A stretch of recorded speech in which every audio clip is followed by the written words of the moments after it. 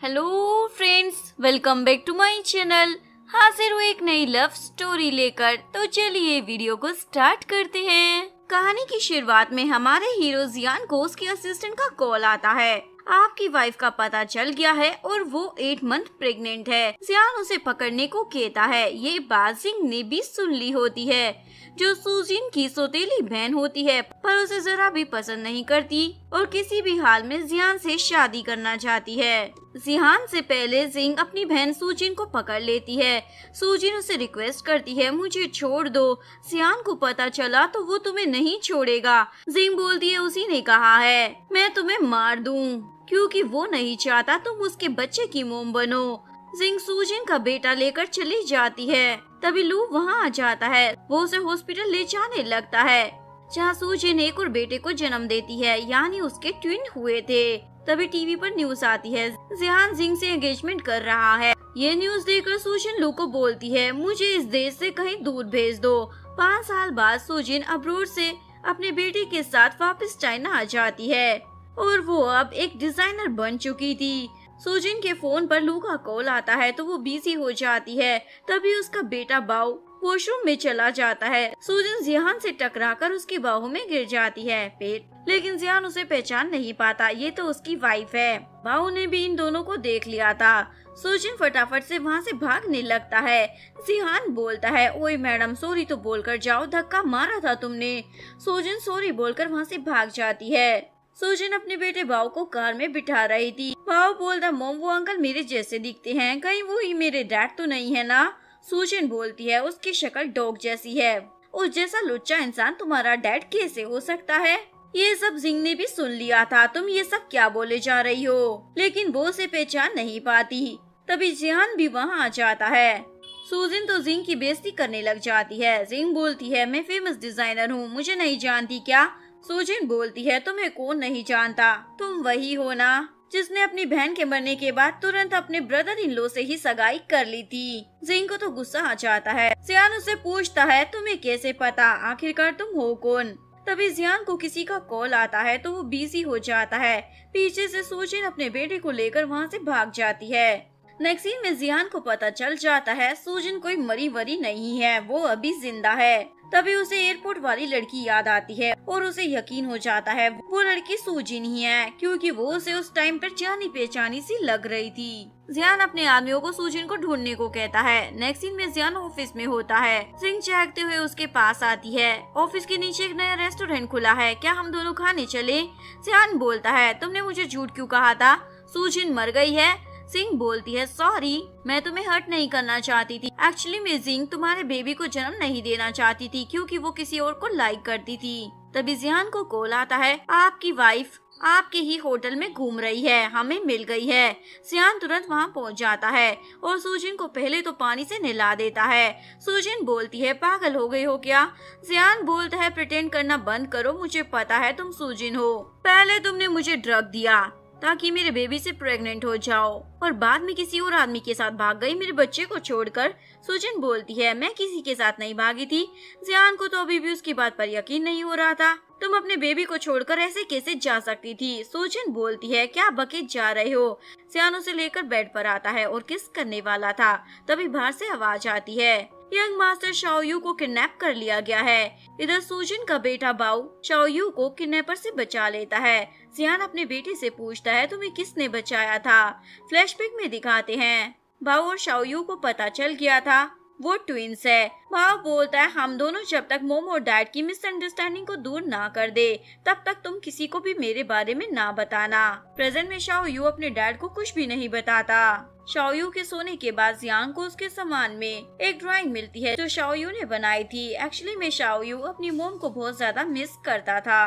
तभी जियान को याद आता है उसने तो सुजिन के कपड़े भिगा दिए थे, इसलिए वो उसके लिए कपड़े लेकर होटल रूम में आता है, लेकिन वो तो वहाँ से भाग गई थी। जियान को तो गुस्सा आ जाता है। इधर बाओ अपने डैड यानी जियान के बारे में गूगल सर्च करता है। बाओ सोचता है, डैड तो बहुत ही ज्यादा हैंडसम है और अगर मोम डैड फिर से एक हो जाएंगे तो मुझे एक क्यूट सी बहन तो मिल ही जाएगी और दोनों को एक करने की आइडिया सोचने लग जाता है। इधर जियान अपने असिस्टेंट पर भड़क रहा होता है, तुम एक लड़की पर नजर नहीं रख पाए, वो तुम्हें चकमा देकर भाग गई। तभी एक एम्प्लॉय डिजाइनर की जॉब के लिए रिज्यूम्स लाती है, जिसमें उसे सूजिन का रिज्यूम भी मिलता है। जियान सोचता है फाइनली तुम मेरे हाथ लग गई, और सूजिन को इंटरव्यू के लिए इनवाइट करने को बोल देता है। जियान इंटरव्यू देने आती है। एचआर को उसका डिजाइन बहुत पसंद आता है, इसलिए उसे जॉब के लिए हायर कर लेते हैं। तभी जिंग आकर उसके डिजाइन की धज्जियां उड़ाने लग जाती है। ये सब जियान भी अपने केबिन में बैठकर कंप्यूटर पर देख रहा होता है। जिंग बोलती है तुम्हारे डिजाइन घटिया है, यहाँ से चली जाओ, हम तुम जैसे लोगों को अपने यहाँ जॉब पर नहीं रखते। तभी जियान वहाँ आ जाता है और उसके डिजाइन देखकर बोलता है तुम्हें यहाँ पर हायर किया जाता है। सूजन बोलती है पर तुम्हारी कंपनी के टॉप डिजाइनर को मेरे डिजाइन पसंद नहीं आए हैं, तो मुझे नहीं लगता मुझे इस कंपनी में काम करना चाहिए, और गुड बाय कर जाने लगती है। जियान उसे आकर रोकता है। सूजन बोलती है तुम मुझे फोर्सफुली यहाँ काम नहीं करवा सकते हो। जियान बोलता है तुम्हें पता है मैं सब कुछ करवा सकता हूँ, इसलिए चुपचाप कर लो, वही अच्छा रहेगा। सूजन उसकी कंपनी को ज्वाइन कर लेती है। जिंग भी उसे भर भर कर काम दे देती है। बहुत शौक था ना काम करने का, तो चलो अब करो। इधर शाओयू की तबीयत खराब होती है, वो ना ही खा रहा था और ना ही खेल रहा होता है। डॉक्टर उसे बोलता है मुझे लगता है अगर इस टाइम पर इसकी मोम इसके पास होगी तो ये ठीक हो जाएगा। इधर सूजिन ऑफिस खत्म होने के बाद भी वहाँ पर काम कर रही होती है। तभी उसे अपने बेटे बाऊ का कॉल आता है। मोम आप कब घर आ रही हैं? सूजिन बोलती है मैं लेट हो जाऊंगी, तुम सो जाना। सूजिन वॉशरूम में चली जाती है। पीछे से वही एम्प्लॉय बाहर से वॉशरूम का डोर लॉक कर देती है। सूजिन चिल्लाती रह जाती है, कोई भी उसकी नहीं सुनता। ऊपर से फोन की बैटरी भी डेड हो जाती है, इवन वहाँ की लाइट भी चली जाती है। जियान को असिस्टेंट का कॉल आता है। सूजिन मैडम ऑफिस में कहीं भी नहीं दिख रही, तो जियान उसे ढूंढने ऑफिस में आता है और वॉशरूम चेक करता है। सूजिन वहाँ बेहोश हो जाती है। जियान उसे उठाकर अपने घर लेकर आ जाता है। सूजिन को जब होश आता है तो अपने कपड़े चेंज देखकर चिल्लाने लग जाती है, क्या तुमने चेंज किए हैं? जियान बोलता हाँ मैंने चेंज किए हैं, और ऐसे चिल्ला क्यों रही हो? पहले ही मैं सब कुछ देख चुका हूँ। वैसे क्या तुम अपने बेटे से मिलना चाहती हो? सूजिन बोलती है तुम इतने अच्छे कब से हो गए? जियान बोलता है मैं बस चाहता हूँ तुम उसकी नैनी बन जाओ, पर उसे पता ना चले तुम उसकी मोम हो। अगर उसे पता चला ना, दोबारा तुम कभी उसकी शक्ल नहीं देख पाओगी। नेक्स्ट सीन में सूजिन अपने बेटे शाओयू के लिए ब्रेकफास्ट बनाकर लाती है। अब से मैं तुम्हारी नैनी हूँ, पर शाओयू कोई जवाब ही नहीं देता। जियान बताता है ये किसी से भी बात नहीं करता, इवन उसे तो लगता है ये गूंगा ही है। किचन में सूजिन से एक बाउल टूट जाता है। शाओयू आकर उसे धक्का दे देता है और उस बाउल के टुकड़ों को उठाने लग जाता है। जियान उसे बताता है वो बाउल उसकी मोम यूज करती थी, इसलिए शाओयू किसी को भी उसे हाथ नहीं लगाने देता। सूजन बोलती है तुमने जानकर मुझे उसकी नैनी बनाया है ना? जियान बोलता है हाँ, क्योंकि तुम उसकी मोम बनने के लायक ही नहीं हो। सूजन बोलती है तो तुम्हें लगता है तुम उसके डैड बनने के लायक हो? 5 साल पहले तुमने मेरा बच्चा मुझसे छीन लिया और मुझे वहीं पर छोड़ दिया, क्या ये तुमने सही किया? सूजन सैड होकर घर पहुंचती है। बाऊ से पूछता है मोम क्या हुआ? सूजन बोलती है कुछ नहीं। बाऊ बोलता है मोम आपने कहा था कभी भी हार नहीं माननी चाहिए, हमें एंड तक अपनी लड़ाई लड़नी चाहिए। सूजन सोचती है हाँ मैं ऐसे हार नहीं मानूंगी, अपने दूसरे बेटे को भी अपने साथ लाकर रहूंगी। नेक्स्ट सूजन जियान के घर जा रही होती है। बाऊ भी उसके पीछे वहाँ आ जाता है और सीधा शाओयू के रूम में पहुँच जाता है। क्या ये तुम्हारा घर है? तू बताता है हाँ। बाऊ उसे कपड़े एक्सचेंज करने को कहता है। इधर जियान सूजिन को बोलता है तुम्हें आने की अब जरूरत नहीं है। सूजिन बोलती है मैं उसकी मोम हूँ, मेरे से अच्छा उसका ख्याल और कोई भी नहीं रख सकता है। वादा करती हूँ उसे कभी पता नहीं चलेगा मैं उसकी मोम हूँ। जियान बोलता है चाओ डिसाइड करेगा वो तुम्हें रखना चाहता है या नहीं। दोनों उसके रूम में आते हैं, दरवाजा नॉक करते हैं। अंदर इन दोनों भाइयों ने अपनी आइडेंटिटी चेंज कर ली थी। शाओयू कबर्ड में छुप जाता है और बाऊ डोर ओपन करता है। जियान पूछता है क्या तुम इस लेडी को अपनी नैनी रखना चाहते हो? बाऊ उसके पास आकर खड़ा हो जाता है। जियान बोलता है इसने तुम्हारा बाउल तोड़ा था, तुम इससे गुस्सा नहीं हो क्या? बाऊ नो बोल देता है। ये दोनों तो खुश हो जाते हैं। शाओयू बोलने लगा है पर ये तो बाऊ था। ये सब देखने के बाद जियान बोलता है तुम ऑफिस के काम के बाद यहाँ पर इसे संभालने के लिए आ सकती हो। उन दोनों के जाते ही बाऊ अपने भाई को कब्र से निकालता है और बताता है किसी को पता ना चले, तुम्हें ये बात पता है कि वो तुम्हारी मोम है। दोनों फिर से अपने कपड़े चेंज कर लेते हैं। नेक्स्ट सीन में जिंग इन दोनों को ऑफिस में साथ में आता हुआ देख लेती है। ऑफिस की 2 एम्प्लॉय भी गॉसिप कर रही होती है। आज तो सूजन बॉस की कार में ऑफिस आई थी। ये सुनकर जिंग को तो और भी ज्यादा आग लगने लग जाती है और सूजन को आकर ढेर सारी फाइल पकड़ा देती है। तुम्हें ये सारा काम आज ही खत्म करना है। सूजन बोलती है मैं तुम्हारा काम क्यों करूँ? मैं तुम्हें बता दूं, मैं जियान की फियांसी हूँ, यानी इस कंपनी की प्रेसिडेंट की मंगेतर। सुजिन बोलती है 5 साल से फियांसी हो, उसकी वाइफ नहीं बन पाई। वैसे तुमने 5 साल पहले मुझसे जो कुछ भी छीना था, मैं तुमसे सब कुछ वापस ले लूंगी। सुजिन शाओ के साथ खेल रही होती है। जिंग भी आकर उससे बात करने लग जाती है, पर शाओ यू उसे इग्नोर मार देता है तो जिंग उसे चूटी काट देती है, जो सुजिन देख लेती है। पर जियान को आता हुआ देखकर जिंग नौटंकी करने लग जाती है। मुझे पता है तुम शाओयू को पसंद नहीं करती हो, पर तुम्हें उसे ऐसे चूटी नहीं काटनी चाहिए थी। जियान बोलता है तुम यहाँ रिवेंज लेने आई हो क्या? सुजिन बोलती है मैंने कुछ भी नहीं किया। जिंग को तो हंसी आ रही होती है। सुजिन को फंसाकर जियान अपने बेटे को सुला रहा होता है और सोच रहा होता है कहीं मैंने सुजिन को इसकी नैनी बनाकर कोई गलती तो नहीं कर दी है ना। और उसे शाओयू के स्टमक पर चोटी का निशान दिख जाता है। इस सुजिन की इतनी हिम्मत हो गई, मेरे बेटे को हर्ट कर रही है। सीन कट होता है, दोनों भाई बाहर मिलते हैं। बाओ पूछता है तुमने मुझे क्यों बुलाया है? वो बताता है मैं मॉम को बहुत ज्यादा मिस कर रहा हूँ। बाओ बोलता है तुम बोल भी सकते हो, मतलब तुम गूंगे नहीं हो। शाओयू बताता है जिंग आंटी बहुत ही बुरी हैं, वो मुझे बुली करती हैं, इवन वो मोम को घर से भी निकालना चाहती हैं। बाओ उसे फिर से आइडेंटिटी एक्सचेंज करने को कहता है। सुजिन जैसे ही घर आती है अपने बेटे बाओ के लिए उसका फेवरेट फूड लाती है, लेकिन वहाँ तो शाओयू होता है। शाओयू बड़े मैनर के साथ खाना खा रहा था, जो देखकर सुजिन को लगता है कुछ तो गड़बड़ है, क्योंकि बाओ तो बहुत ही ज्यादा शरारती है, वो कभी आराम से खाना नहीं खाता था। इधर बाओ जियान के घर पर बड़ी स्पीड में खाना खा रहा होता है। जियान उसे डांटता है मैंने तुम्हें मैनर सिखाए हैं ना। बाओ तो वहाँ से चला ही जाता है। जियान सोचता है ये शाओयू आजकल काफी वियर्ड बिहेव कर रहा है। नेक्स्ट डे सुजिन अपने बेटे शाओयू को अम्यूजमेंट पार्क में लेकर आती है। शाओयू तो खुश हो जाता है, मोम तो कितनी अच्छी है। जियान डॉक्टर को बताता है मेरा बेटा आजकल कुछ बदला हुआ सा नजर आता है। डॉक्टर बोलता है कहीं उसके आसपास के लोग उसे बुली तो नहीं कर रहे हैं।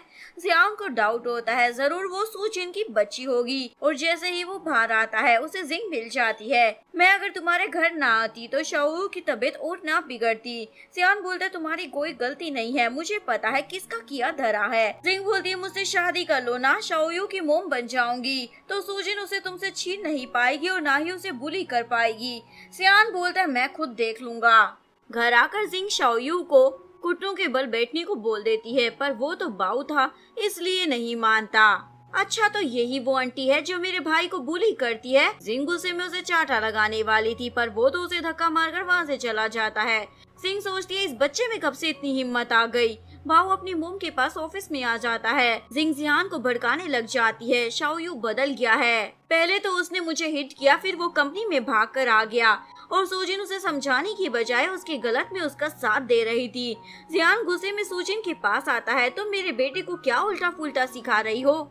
सुजिन बोलती है पागल हो गए हो क्या? जियान बोलता है इसने जिंग को हिट किया और माफी भी नहीं मांगी, तुम ही ये सब उसे सिखा रही हो ना। सुजिन बोलती है जरूर उसने कुछ किया होगा तभी इसने धक्का मारा है, वरना ये ऐसा कुछ नहीं करता। जियान बोलता मतलब तुम ही मेरे बेटे को ये सब सिखा रही हो। तुम्हारे आने से पहले तो मेरा बेटा जिंग के साथ बड़े अच्छे से रहता था, आज के बाद मेरे घर आने की जरूरत नहीं है, अब से मेरे बेटे से दूर ही रहना। सीन कट होता है, क्लाइंट को डिजाइन पसंद नहीं आ रहा होता, इतने पैसे लगाए हैं और ये कचरे जैसे डिजाइन दिखा रहे हो। तभी जिंग आकर उसे हेलो बोलती है मैं यहाँ की चीफ डिजाइनर हूँ। वो क्लाइंट बोलती है कहाँ की चीफ डिजाइनर हो, एक भी डिजाइन ढंग का नहीं है। अगले वीक तक अगर मुझे मेरे मनपसंद डिजाइन नहीं मिले तो तुम सब लोग गए काम से। जिसके बाद जियान सुजिन को अपने केबिन में बुलाता है और उसे उस क्लाइंट के डिजाइन बनाने का काम दे देता है। सुजिन उस क्लाइंट के डिजाइन तैयार करने में लग जाती है, तभी जिंग आकर उसे और भी ज्यादा काम देती है ताकि वो इस काम को कंप्लीट ही ना कर पाए। जिसके बाद जियान जिंग को अपने केबिन में बुलाता है। मैंने सुना है तुम सुजिन को जानकर अपना काम भी दे रही हो, तुम्हें पता है ना वो उस क्लाइंट की डिजाइन बना रही है। जिंग तो मासूम बन जाती है, तुम्हें पता है ना मुझ पर कितने ज्यादा लोड है, मैंने उसे थोड़ा सा काम दे दिया तो क्या हो गया, वैसे भी वो काम काफी आसान था, वो उसके साथ कर सकती थी। जियान भी उसकी बातों में आ जाता है और बोलता है ठीक है पर अब उसे और काम मत देना। जियान सुजिन को आकर बोलता है तुम बस क्लाइंट की डिजाइन बनाओ, बाकी सब मैं देख लूंगा। सुजिन बोलती है मैं ये डिजाइन बनाऊंगी, पर बदले में एक शर्त है, तुम्हें वापस मुझे शाओयू की नैनी बनाना होगा। जियान बोलता है, पहले तो तुम खुद अपने बेटे को छोड़कर गई थी, अब उसके पास रहना चाहती हो। तुम्हें नहीं लगता ये कितना फनी है? सुजिन बोलती है, उस वक्त मेरे पास पैसे नहीं थे जो मैं अपने बच्चे की हर जरूरत को पूरा कर सकूं, पर अब मैं कैपेबल हूँ, अपने बेटे को वापस लेकर रहूंगी।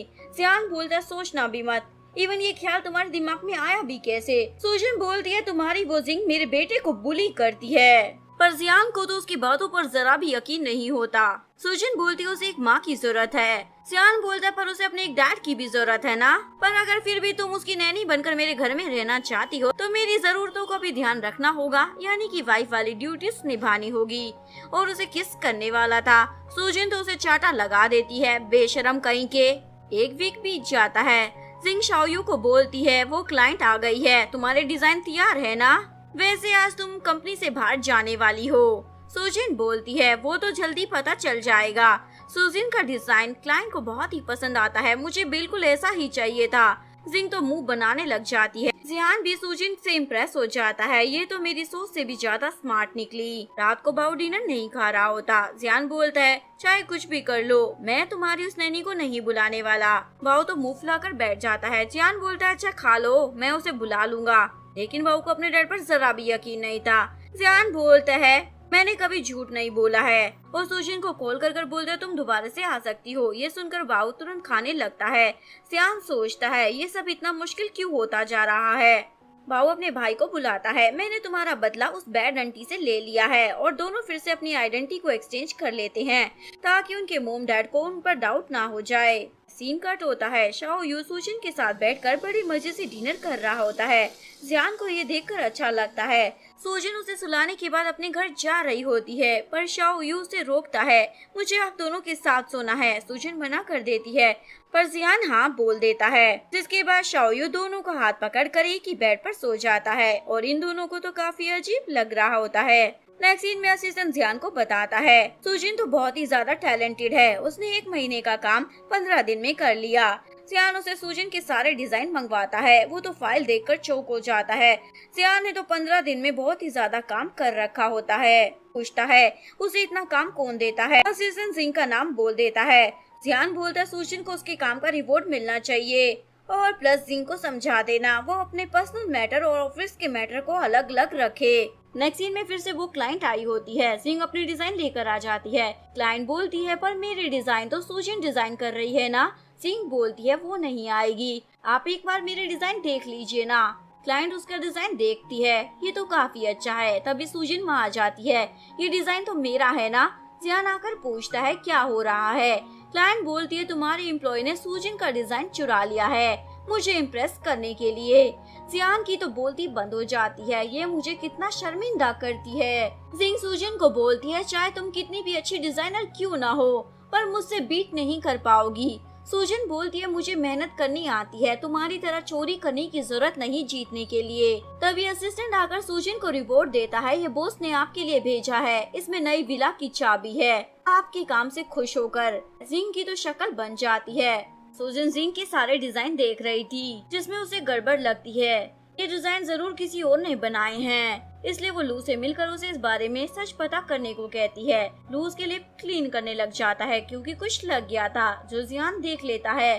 सीन कट होता है। दोनों भाई मिलकर प्लान बनाते हैं ताकि अपने मोम डैड की नजदीकियों को बढ़ा सके। शाओयू अपने डैड को बोलता है, मुझे भी स्कूल जाना है। जियान बोलता है, पर तुम्हें तो स्कूल जाना पसंद नहीं था ना? पर ठीक है, कल मैं तुम्हारा एडमिशन करा दूंगा। शाओयू बोलता है, मैं चाहता हूँ आप दोनों मुझे लेने और छोड़ने आए। जियान मना कर देता है। शाओयू साइड हो जाता है।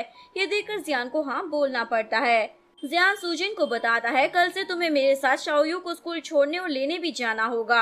आज तक ये कभी स्कूल नहीं गया क्योंकि इसे लगता था बच्चे स्कूल में इसे बुली करेंगे क्योंकि इसकी मोम उसे छोड़कर चली गई थी, पर इसने पहली बार मुझे वहाँ जाने को कहा है, इसलिए इसकी खुशी के लिए हाँ बोल देना। दोनों हर रोज उसे पिक एंड ड्रॉप करने जाते हैं। एक दिन ऑफिस की 2 कलीग्स बातें बनाने लग जाती है। सुजिन प्रेसिडेंट की एक्स वाइफ है जो उन्हें छोड़कर चली गई थी, पर आजकल दोनों हर जगह साथ ही आते जाते रहते हैं। लगता है दोनों फिर से शादी कर लेंगे। ये सुनकर जिंग को तो गुस्सा आ जाता है, तुम लोगों के पास ये बकवास बातें करने के अलावा कोई काम धंधा नहीं है क्या?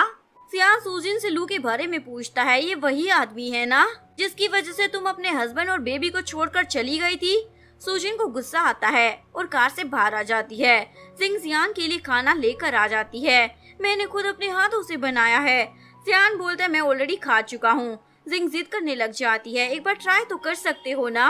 जियान बोलता है, दिखता नहीं है मैं बिजी हूँ, यहाँ से दफा हो जाओ। जिंग सोचने लग जाती है, जब से ये सूजिन की बच्ची वापिस आई है जियान का बर्ताव मेरे लिए बदल गया है। सूजिन को इंटरनेशनल डिजाइनर के कंपटीशन का एप्लीकेशन मिलता है, पर वो उसे रिजेक्ट करने वाली थी।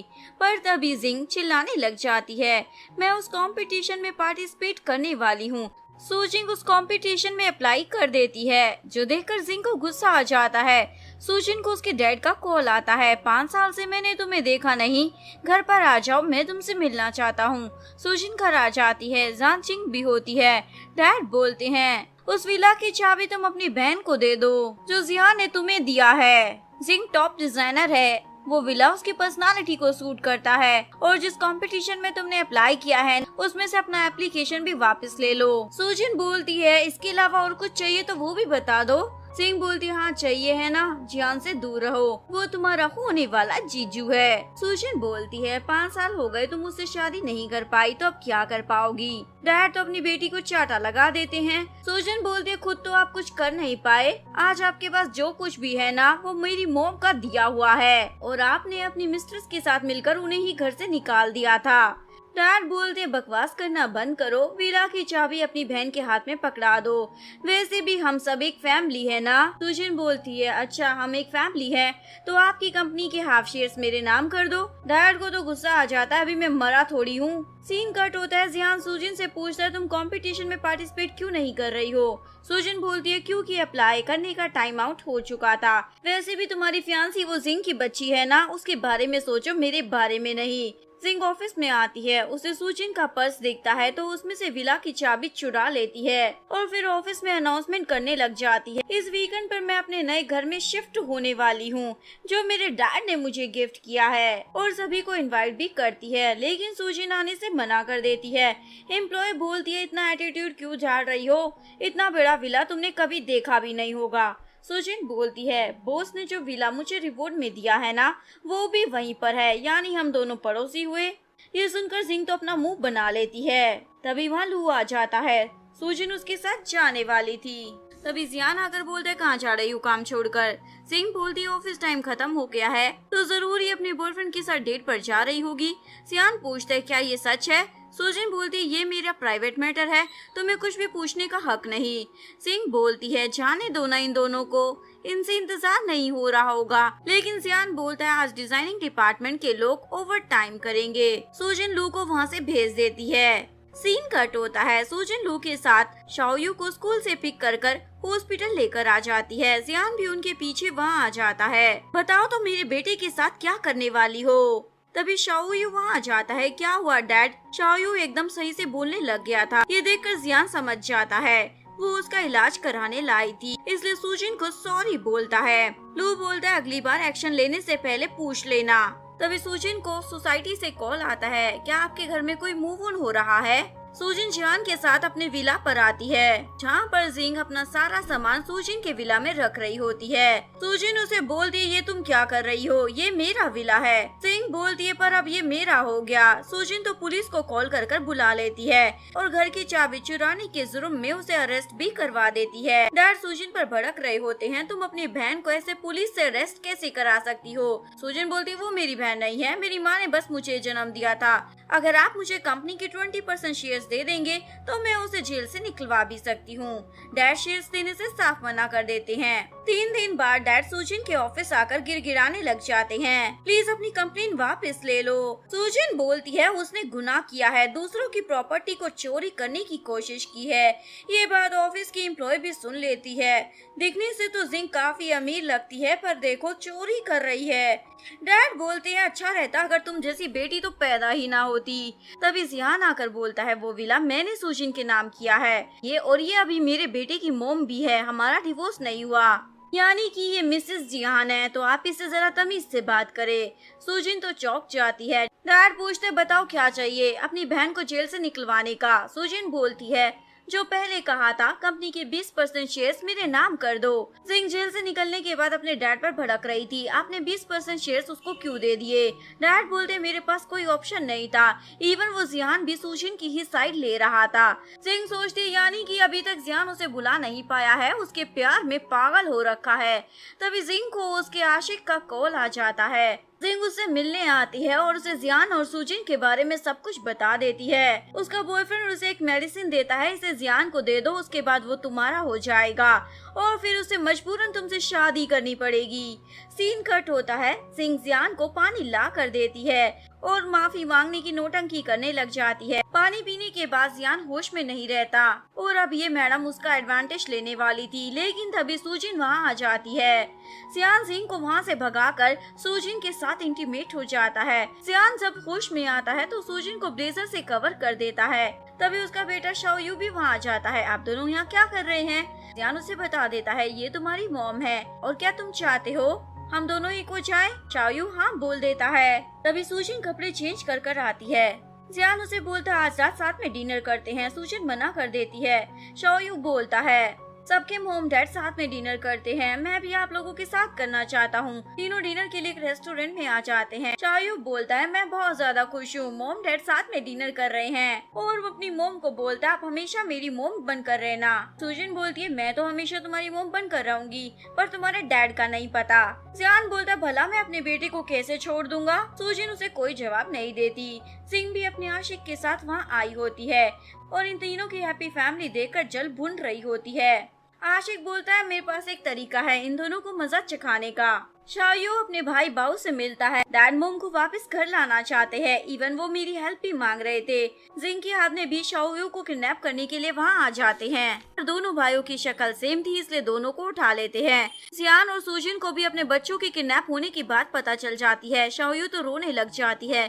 जियान उसे चुप कराता है, चिंता मत करो हमारा बेटा वापिस आ जाएगा। तभी सुजिन को याद आता है उसके बेटे के पास तो डिजिटल वॉच है, इसलिए उसे फोन से उसकी लोकेशन का पता चल जाता है। इधर बाऊ अपने भाई को समझाता है तुम बिल्कुल भी मत डरना क्योंकि मॉम हमें ढूंढ लेगी, मैंने स्मार्ट वॉच पहनी है। तभी वो आशिक वहाँ आ जाता है और इन दोनों बच्चों को देखकर बोलता है मैंने तुम्हें एक बच्चा उठाने को कहा था। वो आदमी बताता है इन दोनों की शक्ल सेम है, हमें समझ नहीं आ रहा था किसको उठाना है। आशिक समझ जाता है यानी कि सुजिन के ट्विंस बेबी हैं। तभी जियान भी सुजिन के साथ वहाँ आ जाता है और इन लोगों को पुलिस अरेस्ट कर लेती है। ये दोनों अपने बच्चों को वहाँ से छुड़वा लेते हैं। घर आकर जियान पूछता है तुमने मुझे बताया क्यों नहीं था हमारे ट्विंस बेबी हैं? सुजिन बोलती है क्योंकि तुम मुझे डिवोर्स देकर जिंग से शादी करना चाहते थे और मेरा बच्चा भी मुझसे छीन लेते। जियान बोलता है पर वो तुम थी जो मुझे और मेरे बेटे को छोड़कर चली गई थी। सुजिन बोलती है क्या बकवास कर रहे हो, खुद गलती कर रहे हो और मुझ पर इल्जाम लगाते हो। जियान समझ जाता है जिंग ने इन दोनों के बीच में गलतफहमी पैदा कर इन दोनों को अलग कर दिया था। तभी दोनों बच्चे बोलते हैं आप दोनों झगड़ क्यों रहे हो? सुजिन बोलती है हम झगड़ नहीं रहे, हम तो बस डिस्कस कर रहे थे। जियान सुजिन को अपने क्लोज कर लेता है। हाँ सच में अब हम दोनों के बीच में कोई भी झगड़ा नहीं है। बाबू बोलते है इसका मतलब आज मोम डैड के साथ सोएगी। सुजिन मना करना चाहती थी पर ना चाहते हुए भी हाँ बोल देती है। दोनों बच्चे खुश हो जाते हैं। सुजिन बेडरूम में आने के बाद जियान को फ्लोर पर सोने को कहती है। जियान बोलता है पर तुम तो कह रही थी हम साथ में सोएंगे। सुजिन बोलती है वो तो मैंने बच्चों के लिए कह दिया था। जियान को बिल्कुल भी अच्छा नहीं लगता। दोनों बैठ के अलग अलग किनारे पर सो जाते हैं, लेकिन सुजिन नींदों में उसके पास पहुँच जाती है जो जियान को अच्छा लग रहा होता है। लल्लू जिंग को डांट रहा होता है मैंने तुम्हें 5 साल दिए थे फिर भी तुम जियान से शादी नहीं कर पाई। जिंग बोलती है मैंने बहुत कोशिश की थी पर जियान तो मुझे देखता भी नहीं है। लू बोलता है मैं तुम्हें एक और मौका दे रहा हूँ, दोबारा कोई गलती नहीं चाहिए। नेक्स्ट मॉर्निंग सुजिन खुद को उसके इतने पास देखकर जाने लगती है। जियान उसे खींच लेता है और दोनों के बीच किस हो जाता है, जिसके बाद दोनों का रोमांस भी चालू हो जाता है। दोनों तैयार होकर बाहर आते हैं। शाओयू और बाओ दोनों मिलकर गुड मॉर्निंग विश करते हैं। सुजिन तो बहुत ज्यादा शर्मा रही होती है। ऑफिस में पहुंचकर जियान को अपने असिस्टेंट से पता चलता है जिस आदमी ने उसके बेटे को किडनैप किया था वो जेल में मर गया है, यानी कि वो आशिक।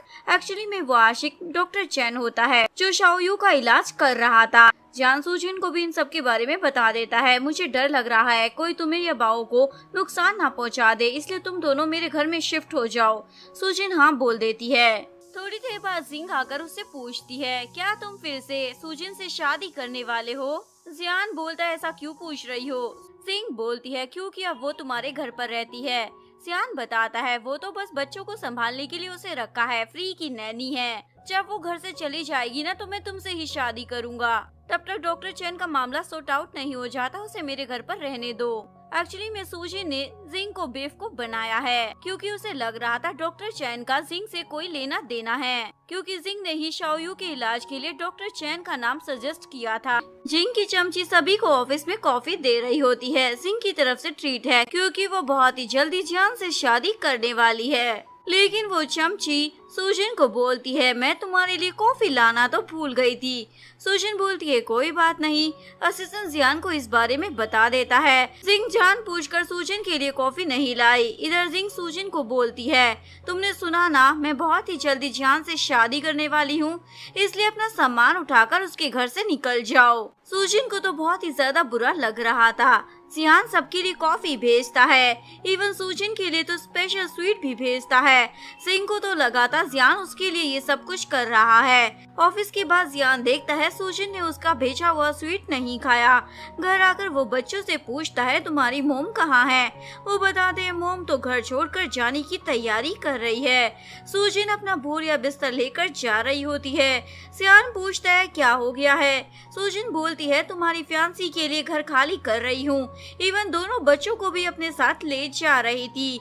जियान सोचता है, मुझे माफ कर दो, एक बार जिंग का सच पकड़ लूं, फिर मैं तुम्हें वापस अपने घर लेकर आ जाऊंगा। नेक्स्ट सीन में टीवी पर न्यूज आ रही होती है, इंटरनेशनल डिजाइनर के कंपटीशन में जिंग फाइनल राउंड में पहुंच गई है। इसी खुशी में जियान एक पार्टी रखता है। जिंग पूछती है, तुम भी आओगी ना पार्टी में? सुजिन बोलती है, मेरा कोई इंटरेस्ट नहीं है। जिंग जियान को बोलती है, इसे मनाओ ना आने के लिए। जियान के कहने पर सुजिन मान जाती है। पार्टी में जिंग की चमची जानकर सुजिन के कपड़ों पर पानी गिर देती है। उफ, मेरे हाथ से फिसल गया था। सुजिन वहाँ से जाने लगती है। जिंग अपने एक एम्प्लॉय को इशारा करती है। वो एम्प्लॉय सुजिन का पीछा करने लग जाता है, जो सुजिन नोटिस कर लेती है। तुम क्या चाहते हो? वो बंदा बोलता है, मैं तो बस तुम्हें चाहता हूँ, और उसके साथ बदतमीजी करने लग जाता है। जियान का गार्ड आकर उसे बचा लेता है और वो वहाँ से भाग जाता है।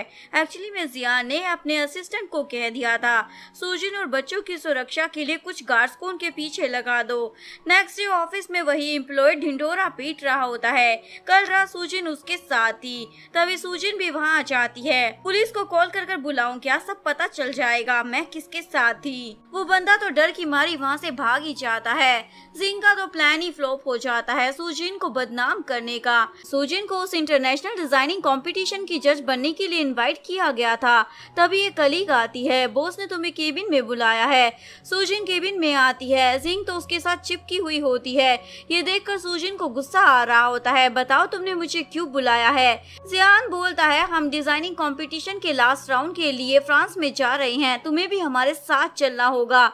जिंग बोलती है, बहन मना मत करना, सारा खर्चा जियान उठा लेगा। सुजिन ओके बोल देती है। जिंग की तो शक्ल ही उतर जाती है, क्योंकि उसे लग रहा था वो नो बोल देगी। सुजिन वापस आकर उस कंपटीशन की जज बनने की इनविटेशन को भी एक्सेप्ट कर लेती है। फ्रांस पहुंचकर जिंग बोलती है, जियान। फ्रांस पहुंचने के बाद जिंग बोलती है, जियान और मैं एक ही रूम में रहेंगे, तुम्हें बुरा तो नहीं लग रहा ना? सुजिन को तो कोई फर्क ही नहीं पड़ रहा था। ये देखकर जियान को बुरा लगता है, इसलिए बोलता है, हम दोनों को डिस्टर्ब मत करना। थोड़ी देर बाद जिंग सुजिन को बुलाने आती है। डिजाइनिंग कंपटीशन वालों ने सभी डिजाइनर के लिए एक पार्टी रखी है, तुम भी जल्दी से तैयार होकर आ जाओ। सुजिन ओके बोलकर फटाफट से दरवाजा बंद कर लेती है। जिंग सोचती है, आज तो तुम मेरे चंगुल से बच नहीं पाओगी। सुजिन अपने बंदे को कॉल कर अपने डैड की कंपनी यानी ये ग्रुप के सारे शेयर्स खरीदने का ऑर्डर दे देती है। ये बात जियान को अपने असिस्टेंट से पता चल जाता है। जियान सोचता है ये कंपनी उसकी मोम की है, इसीलिए वो अपने डैड से उनकी कंपनी को वापस लेना चाहती होगी, इसलिए असिस्टेंट को बोलता है उसकी हेल्प करना। सुजिन तैयार होकर पार्टी में आती है, जहाँ मिस्टर सिंह नाम का एक डिजाइनर उसे ड्रिंक ऑफर करता है। उसे पीने के बाद सुजिन को चक्कर आने लग जाते हैं। वो बंदा सुजिन को रूम में ले जाने लगता है। जियान भी ये देख लेता है और उसके पीछे आने लगता है, पर जिंग उसे रोक लेती है। मजबूरन उसे वहीं पर रुकना पड़ता है।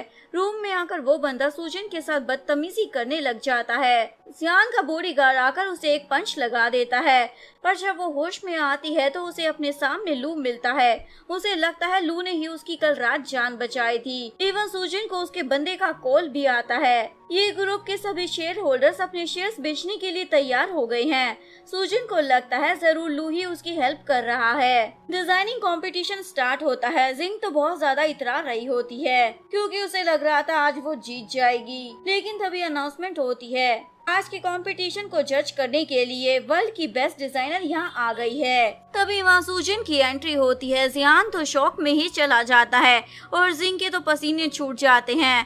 जिंग ऐसे तैसे कर कर अपने डिजाइन के बारे में बताने लगती है। तभी स्क्रीन पर वीडियो चल जाता है जिसमें जिंग सूजन के डिजाइन चुरा रही होती है। एक्चुअली में ये डिजाइन सूजन के थे। जिंग बोलती है तुमने जानकर ये सब किया था ना? सूजन बोलती हाँ, वरना सबको पता कैसे चलता? जो टॉप डिजाइनर अपने आप को बोल रही है, एक्चुअली में तो वो दूसरों के डिजाइन चुरा रही है। सीन कट होता है। जियान का असिस्टेंट उसे बताता है 5 साल पहले सूजन आपको छोड़कर किसी भी लड़की के साथ नहीं भागी थी, बल्कि जिंग ही उसके बच्चे को छीन कर आपके पास लेकर आ गई थी और उसे मरने के लिए छोड़ दिया था। ये बात जानने के बाद जियान तो हक्का बक्का रह जाता है। वो जिंग की बच्ची इतनी ज्यादा शातिर है। इधर लू जिंग को बोलता है तुम यूजलेस हो, तुमसे कोई काम ढंग से नहीं होता। जिंग बोलती है बड़े आए मुझे सुनाने वाले, तुम 5 साल से सूजन के कांटेक्ट में थे, फिर भी कुछ नहीं कर पाए। इवन तुम्हारी वजह से उस जियान ने मुझे कंपनी से भी निकाल दिया है। लू बोलता है किसने कहा था सूजन के डिजाइन को चोरी करने के लिए? वैसे सूजन ने तुम्हारे डैड की कंपनी यानी ये ग्रुप के सारे शेयर्स खरीद लिए हैं। सूजन अपनी मोम से मिलने आती है जो हॉस्पिटल में एडमिट होती है। मोम बोलती है मुझे पता चला है तुम जिस कंपनी में काम करती हो जिंग भी वहीं पर है, कहीं वो तुम्हें बुली तो नहीं करती? सूजन बोलती है आपको क्या लगता है आपकी बेटी को बुली करना इतना आसान है? और अपनी मोम को वादा करती है जो कुछ भी आपका है मैं सब कुछ आपको ला कर दूंगी।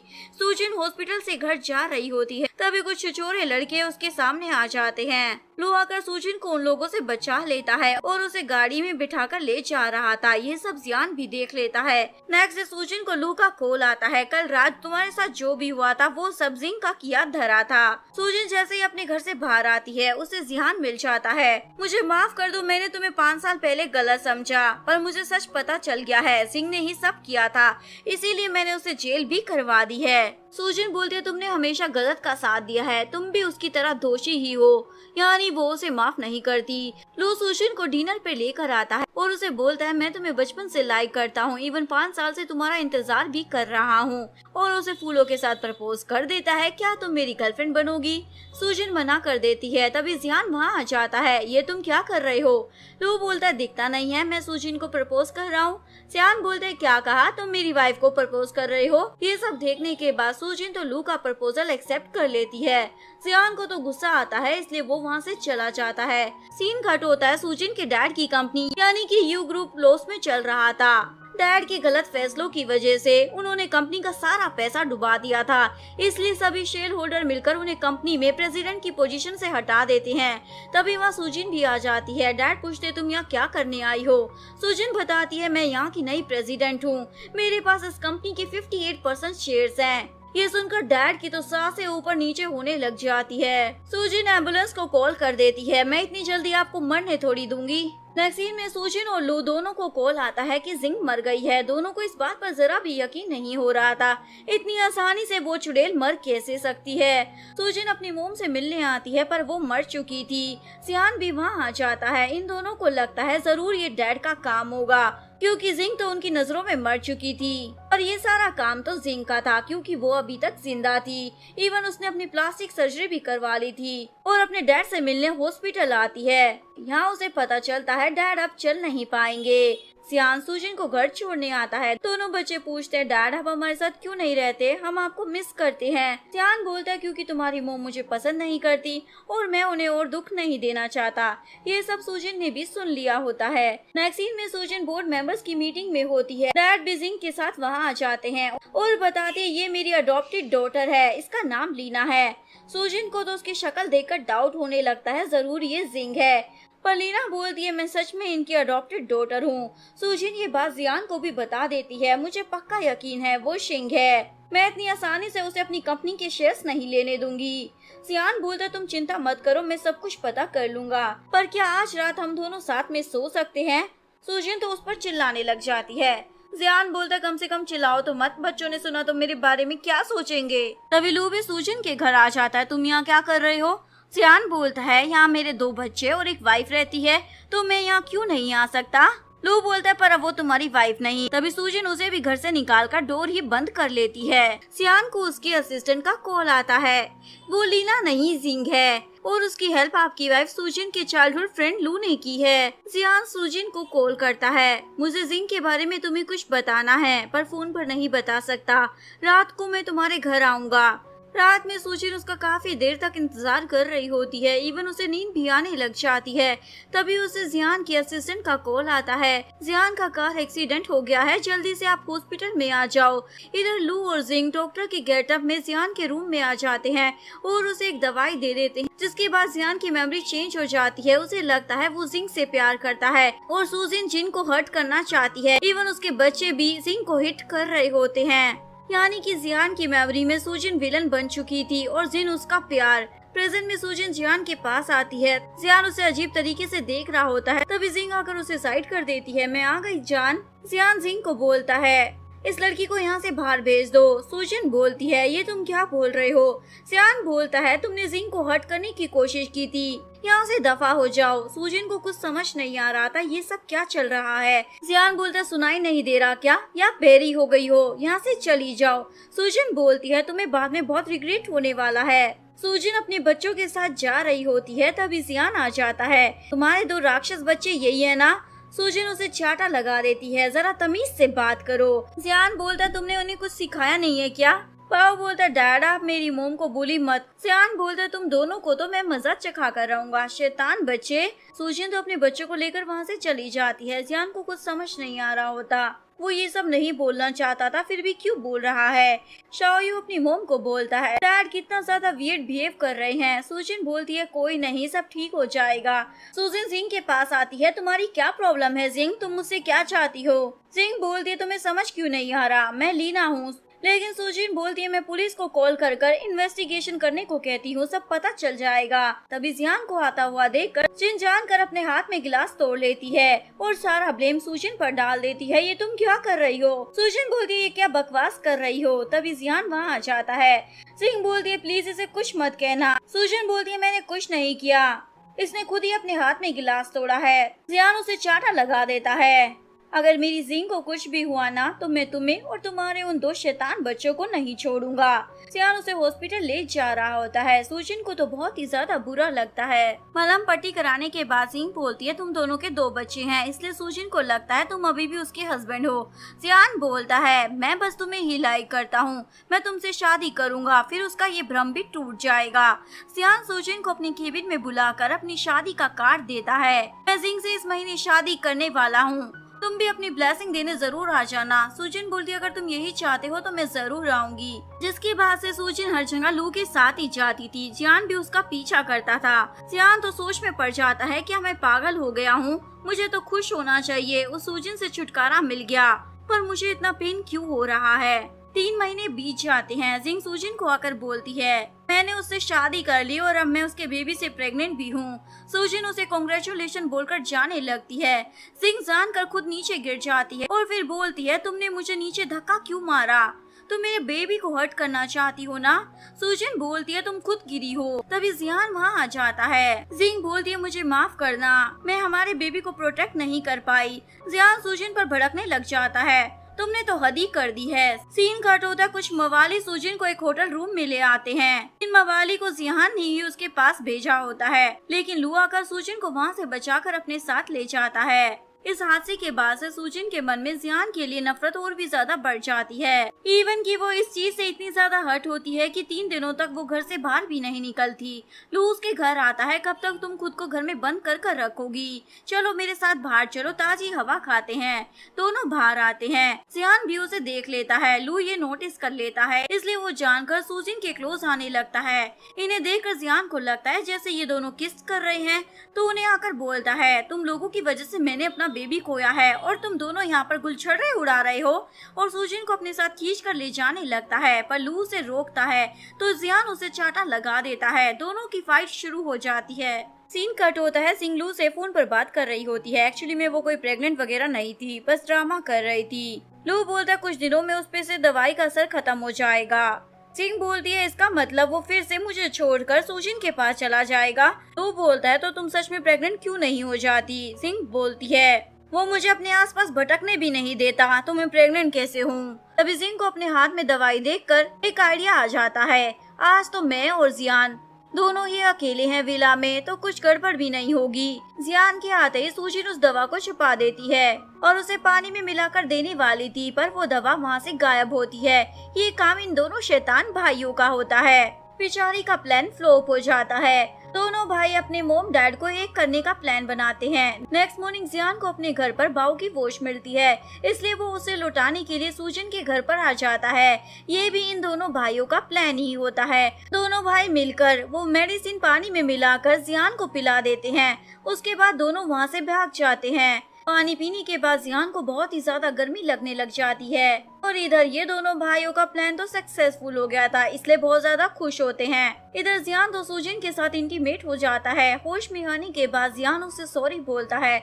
सूजिन बोलती है तुम्हारी गलती नहीं है, मैंने ही अपने बच्चों को कुछ सिखाया नहीं है। एक्चुअली में उसे पता चल गया था ये हरकत उसकी शैतान बच्चों की है। सूजिन जियान को बोलती है तुम ऐसा सोचना हमारे बीच कुछ नहीं हुआ था। जियान बोलता है पता नहीं मेरी मेमोरी कैसे चेंज हो गई, प्लीज मुझे एक चांस दे दो, मैं अब्रॉड जा रहा हूँ, तुम भी मेरे साथ चलो ना। सूजिन मना कर देती है, अब कोई फायदा नहीं है ये सब बताने का। जियान के अब्रॉड में जाते ही लू उसकी कंपनी पर कब्जा कर लेता है। इधर सूजिन अपने दोनों बच्चों को डांट रही होती है, बताओ ये किसकी कारस्तानी है। दोनों भाई एक दूसरे का नाम ले देते हैं। सूजिन समझ जाती है दोनों की ही मिली भगत है, इसलिए बोलती है अब तुम्हारे डैड की नई वाइफ है, तुम लोगों को ये सब नहीं करना चाहिए। चाओ यू बाऊ को बोलता है पर डैड की आंखों में तो मोम के लिए अभी भी प्यार दिखता है। बाऊ बोलता है पर अब उनकी नई वाइफ है, हम मोम डैड को एक नहीं कर पाएंगे। जियान अब्रॉड में अपना इलाज कराने गया था, उसकी सारी मेमोरी वापस आ गई थी, इसलिए वो अपने असिस्टेंट को दोबारा चाइना वापस आने का फ्लाइट बुक करने को कह देता है। जिंग सूजिन को जॉब से फायर कर देती है। सूजिन बोलती है तुम मुझे यहाँ से नहीं निकाल सकती, मैंने कंपनी के साथ 10 साल का कॉन्ट्रैक्ट साइन किया है, अगर उससे पहले तुम मुझे यहाँ से निकालती हो तो तुम्हें मुझे 5 साल की सैलरी ऐसा कंपनसेशन तौर पर पे करनी होगी। जिंग देने से मना कर देती है। तभी लू वहाँ जाता है। सूजिन यहाँ से कहीं नहीं जाने वाली, पर सूजिन बोलती है तुम वो लू नहीं हो जिसे मैं जानती थी, क्योंकि उसे लू की ये बात अच्छी नहीं लगी थी कि जियान के जाते ही उसने उसकी कंपनी पर कब्जा कर लिया था। सूजिन बोलती है मेरे बस कंपनसेशन के पैसे दे दो, मुझे यहाँ कोई काम नहीं करना। लू को ये बात बहुत ही बुरी लगती है। वो रात को तल्ली होकर सूजिन के घर पर आ जाता है। मैं तुम्हें बहुत ज्यादा लाइक करता हूँ, तुम्हें दिखाई नहीं देता है क्या? ऐसा क्या है उस जियान में जो मैं तुम्हें नहीं दे सकता? लू तो अपनी लिमिट क्रॉस करने वाला था, तभी जियान आकर उसे पंच मार देता है। लू को अपनी गलती का एहसास हो गया था, इसलिए सॉरी बोलता है, मैं बहक गया था। सूजिन बोलती है उसे जाने दो। जियान को गुस्सा आता है, क्या तुम अभी भी इसे लाइक करती हो? सूजिन तो उसे ही चाटा लगा देती है, दफा हो जाओ यहाँ से। जियान दोबारा अपना ऑफिस संभाल लेता है और एम्प्लॉय से पूछता है जिंग कहाँ है। वो बताती है जिंग तो कई दिनों से ऑफिस नहीं आ रही है। जियान उसे सूजिन के बारे में पूछता है तो वो एम्प्लॉय बताती है उसे तो कंपनी से निकाल दिया गया है, उसे बदले में कंपनसेशन के तौर पर भारी रकम भी दी गई है। सूजिन अपनी मोम की ग्रेव पर फूल चढ़ाने आती है। लू भी वहाँ अपनी मोम की कब्र पर फूल चढ़ाने आया था। दोनों का आमना सामना हो जाता है। लू सूजिन से अपनी हरकतों के लिए माफी मांगता है। सूजिन बोलती है अब हमारी दोस्ती खत्म। लू उसे बताता है मैं जियान का स्टेप ब्रदर हूँ। एक्चुअली में जियान के डैड ने मेरी मोम को चीट किया है। उन्होंने उन्हें कहा था कि वो सिंगल है और मेरी मोम के प्रेग्नेंट होने के बाद वो उन्हें छोड़कर चले गए थे, इसलिए वो जियान से बदला लेना चाहता था। सूजन बोलती है, तुम्हें क्या लगता है अगर तुम अपना बदला ले लोगे तुम्हें और तुम्हारी मोम की आत्मा को शांति मिल जाएगी? लू के भेजे में उसकी ये बात घुस जाती है। जियान को भी पता चल जाता है लू उसका स्टेप ब्रदर है, इसलिए वो उससे मिलकर बोलता है, मेरे डैड मर चुके हैं पर उनकी तरफ से मैं तुमसे माफी मांगता हूँ, चाहो तो तुम मेरी कंपनी को रख सकते हो। लू बोलता है, अब मुझे कुछ भी नहीं चाहिए, मैं बस एक बार डैड की कब्र पर जाना चाहता हूँ। दोनों भाई उनकी कब्र पर आते हैं और फूल चढ़ाते हैं। तभी लू को शाओयू का कॉल आता है। शाओयू और बाओ फोन पर रो रहे होते हैं। लू और जिहान भागे हुए वहाँ आते हैं, जहाँ उन्हें पता चलता है सुजिन को किडनैप कर लिया गया है। दोनों का सीधा शक जिंग पर जाता है। इधर जिंग सुजिन को बता देती है 5 साल पहले उसने जियान और सुजिन के बीच में मिसअंडरस्टैंडिंग क्रिएट कर उन्हें अलग कर दिया था। सुजिन तो शॉक हो जाती है और जिंग को अपनी बातों में लगाकर अपनी रस्सी खोलकर वहाँ से भागने वाली थी, पर जिंग चाकू फेंक कर मारती है, पर लू बीच में आ जाता है। जिंग को पुलिस पकड़ कर ले जाती है और लू को हॉस्पिटल में लाया जाता है। सुजिन उसके होश में आने का इंतजार कर रही होती है। तभी वहाँ जियान सुजिन के लिए सूप लेकर आता है। तुमने सुबह से कुछ भी नहीं खाया। सुजिन वो सूप फेंक देती है। जियान बोलता है, वो सब जिंग ने किया था, मुझे माफ कर दो ना। सुजिन बोलती है, अब हम दोनों कभी भी साथ नहीं हो सकते हैं। जियान टूटा हुआ दिल लेकर वहाँ से चला जाता है। लू को होश आ गया था। कुछ महीने ऐसे ही बीत जाते हैं। सुजिन रात को अकेली जा रही होती है। जियान भी उसके पीछे चल रहा था। एक कार वाला सुजिन को ठोकने वाला था, लेकिन जियान देख लेता है, इसलिए बीच में आ जाता है। सुजिन उसे हॉस्पिटल में लाती है और लू को कॉल कर वहाँ बुला लेती है। लू बच्चों को लेकर वहाँ आ जाता है। पुलिस आकर बताती है, आपके हस्बैंड का एक्सीडेंट आपके ही डैड ने करवाया था। एक्चुअली में डैड तो सुजिन को मारना चाहते थे, पर जियान बीच में आ गया था। सुजिन बोलती है, इन्हें कड़ी से कड़ी सजा दिलवाना। 3 महीने बीत जाते हैं। जियान को भी होश नहीं आया था। सुजिन तो रो रही होती है, अगर तुम ठीक हो जाओगे ना मैं तुम्हें माफ कर दूंगी, इवन तुम्हें छोड़कर भी नहीं जाऊंगी। जियान की फिंगर्स मूव होने लग जाती है। सुजिन भागी हुई डॉक्टर को बुला कर लाती है, जिसके बाद जियान को होश आ जाता है। सुजिन खुश हो जाती है और यहीं पर इस कहानी का डी एंड हो जाता है। अगर आपको वीडियो अच्छी लगी हो तो प्लीज वीडियो को लाइक करें, चैनल को सब्सक्राइब करें, न्यू अपडेट्स के लिए बेल आइकन का बटन प्रेस करें। मिलते हैं नेक्स्ट वीडियो के साथ, तब तक के लिए सारंगे, बाय बाय।